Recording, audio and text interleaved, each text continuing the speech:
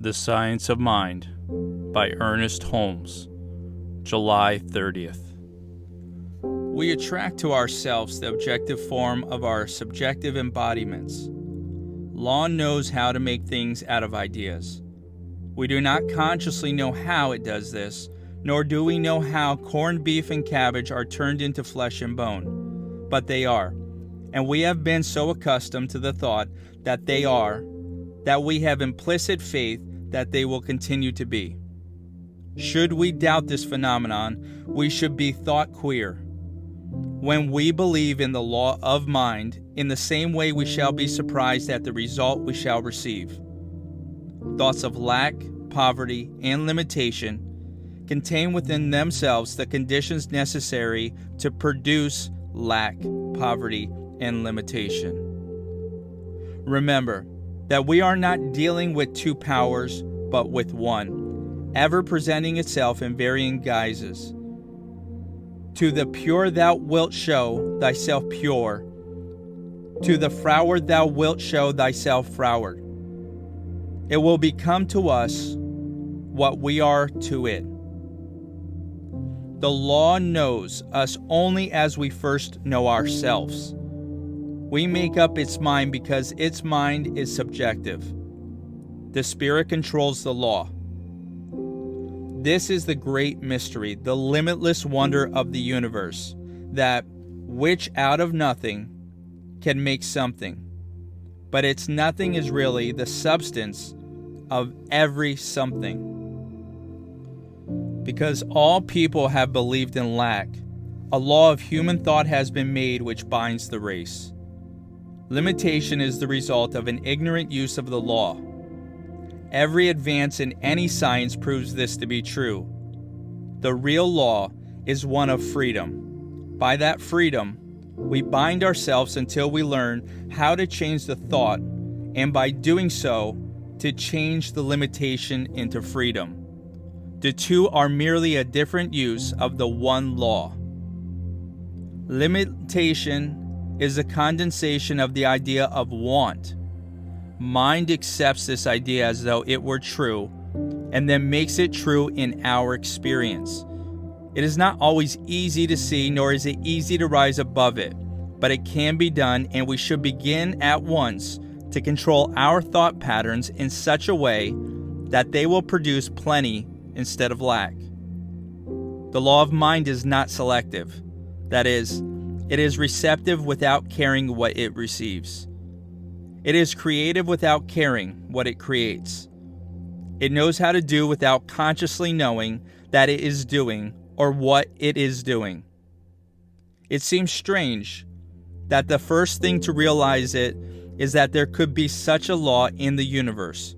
But on second thought, we find that all natural laws are of a like character. No natural law is ever selective of itself. This is why we must realize that the Spirit itself is more than any or all laws as we understand them. Conscious mind controls the law of mind.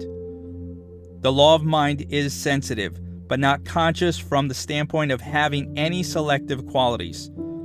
Selectivity is the office of the conscious mind, while creativeness is the office of the inner mind.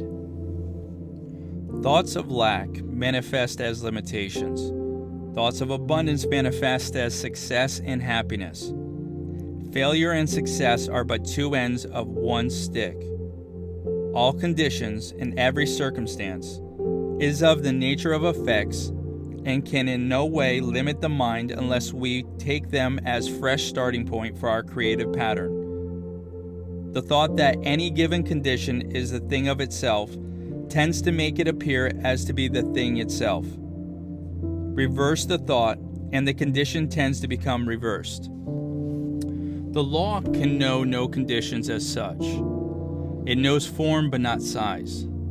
Outline is real, but limitation is unreal to the mind. In the absolute, nothing depends on anything but ideas. Ideas are form, condition, circumstances, cause and effect, and everything that happens between cause and effect. This is what a treatment is. It is a thing of itself if we know that it is.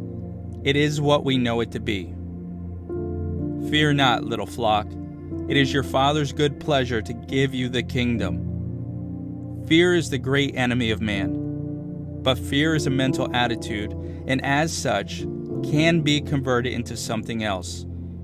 Fear is the reverse mental attitude to faith, and is a result of a lack of faith. Fear brings limitation and lack in its wake, and destroys the happiness and possibility of a greater degree of livingness to those who suffer from it. Fear blocks the more complete givingness of the Spirit to it. Its highest form of manifestation on this planet, which is mankind.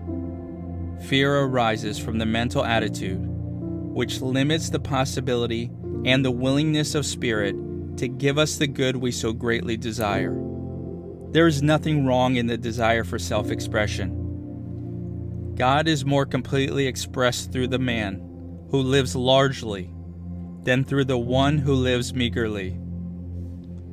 Fear is a belief in limitation, a denial that the divine is the center and the source of all good. We must do all in our power to overcome it. Perfect love casts out fear. That is, confidence overcomes depression of doubt. Mental depression can produce physical and financial depression. The psychology of economic cycles proves this. In the midst of plenty, humanity lives in want because of fear. To overcome fear is the greatest adventure of the mind of man.